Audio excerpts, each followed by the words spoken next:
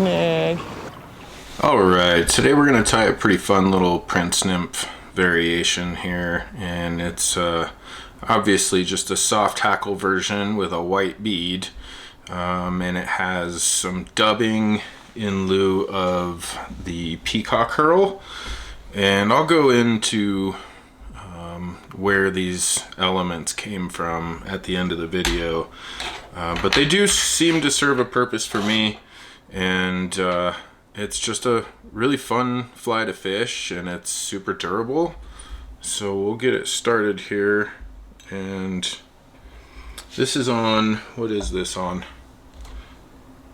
The Umpqua XC400 BL. This is a size 10, and I've got a 3.3 millimeter white bead, slotted bead, and then this is 020 lead wire, and there's 7 wraps on there, and then we're also going to use some 70 denier red ultra thread. We're going to use some mahogany biots and white biots, obviously. And then for the hackle, we're using 2 different colors, and we're using some mahogany and some medium grade dun,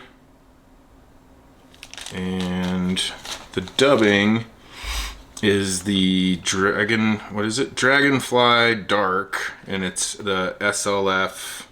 Oop, get it in there maybe. It's the Whitlock's dubbing, SLF dragonfly dark. And we'll get it started here. Get our lead secure.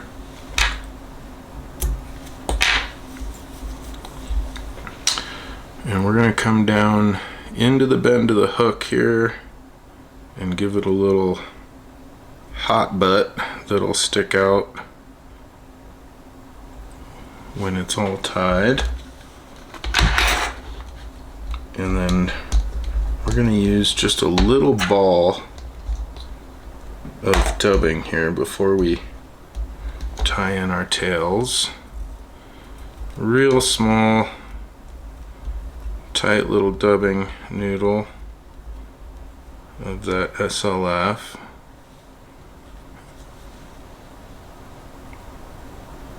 And that's just going to give it a little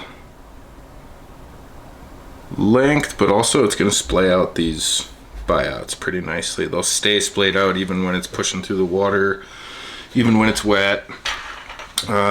So one of the tricks that I like to do with buyouts is when you pull them off and they're stuck together there, I like to clip that off so there's nothing bulky that will catch on anything. I think it just makes it clean and easy to work with, and we'll make them about the length of the body there. Get a couple loose wraps before we cinch them down.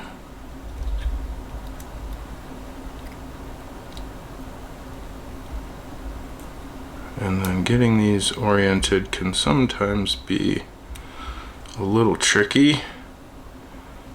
And then work forward with some loose wraps. When we've got them where we want them to be, then we can start to tighten this all down.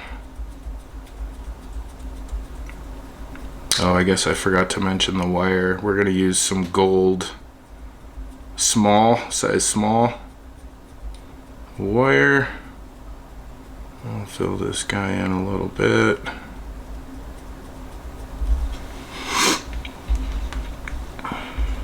So we're just going to use some ultra wire here, size small. Tie this in behind the lead. We got one.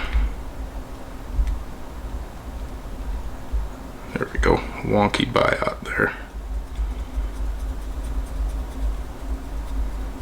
Alright, we're going to stop before the tails, and to build up this body we're going to do it in sections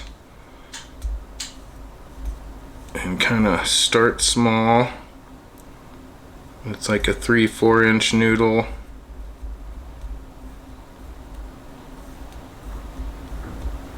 and then thicker as we work forward. So this is a real buggy dubbing, and we want to leave it that way.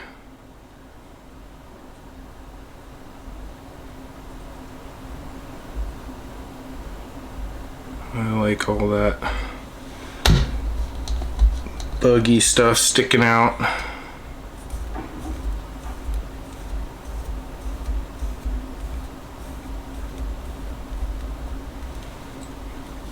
And then of course when we wrap our wire over it, it'll clean it up a little bit too. So we're gonna make this pretty fat here towards the end.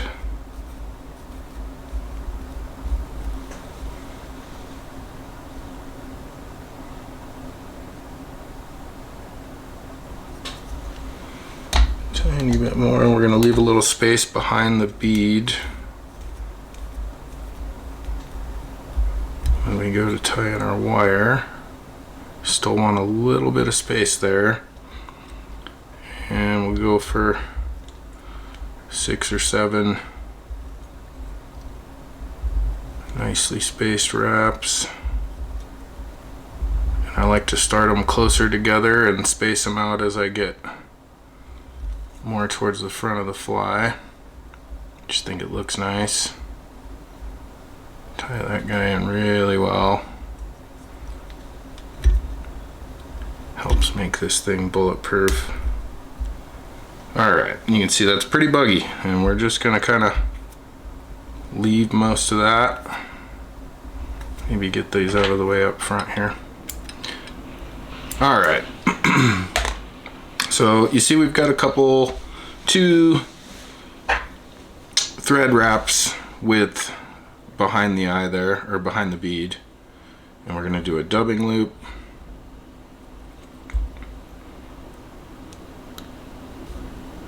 And we're going to build that up just a little bit here so that when we lay our soft hackle in, it has some room and it'll lay it backwards nicely. If you don't build this section up here, your hackle will stick out straight.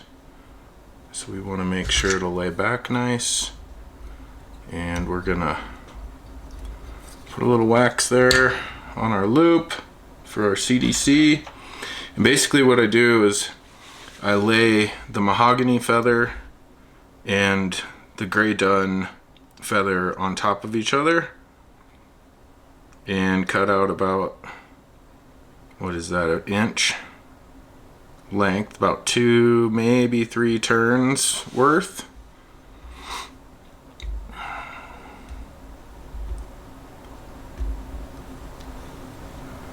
Throw those in our loop, and then I like to come in and really clean these butt ends up. Cut them nice and short so we don't have any weird lengths going on, and then spin up our dubbing loop.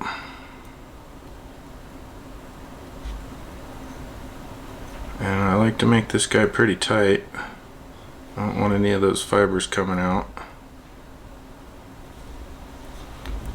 And then pull them back as we lay these in.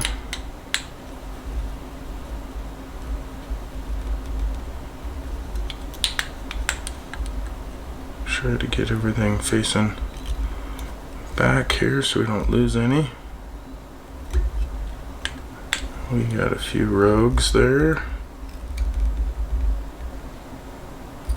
And really cinch that dubbing loop in there. I even go around 4 or 5 times depending on how much we need to build up. Okay. And then pull up on your dubbing loop and down on your thread, and that'll just sink that in there really deep, makes it really strong.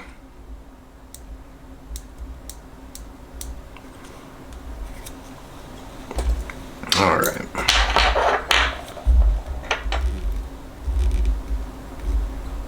So we're gonna mash these down here, clean up this little collar, and we want this collar to be pretty thick and almost the height of the dubbing cone. And then I'll come in with some scissors and just clip out a tiny little bit there on the top. Probably not necessary, but I like the way it looks. And then we're gonna grab our white biots, and I actually like these to be pretty small. They're really thin. You can make them big and fat, however you like to do it. And I got them crossed up here. I don't know if you can see. Make them about the length of the body. Get them in there with a couple good turns.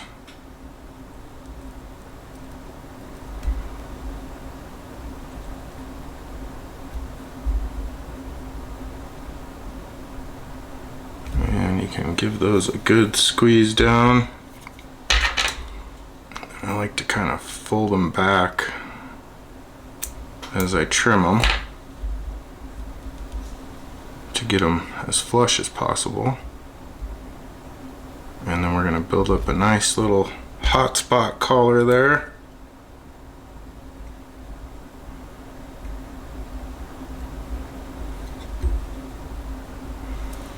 Whip finish.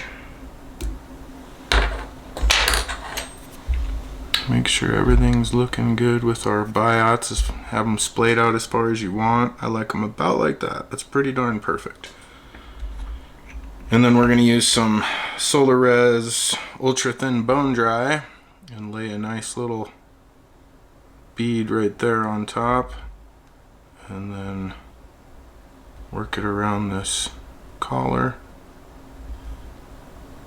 best you can without getting too much on your CDC.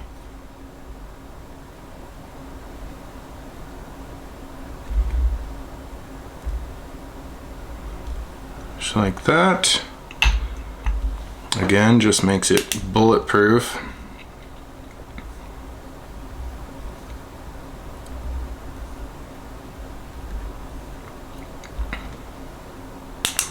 That's pretty good. And then I like to pull back the CDC fibers, rip off any rogues. If you got a few, there we go.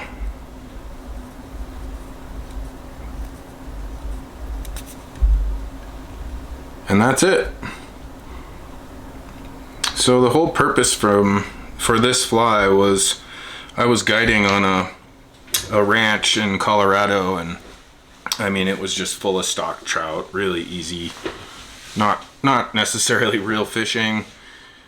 And I got sick of tying on, you know, junk flies and watching people lob bobbers all day.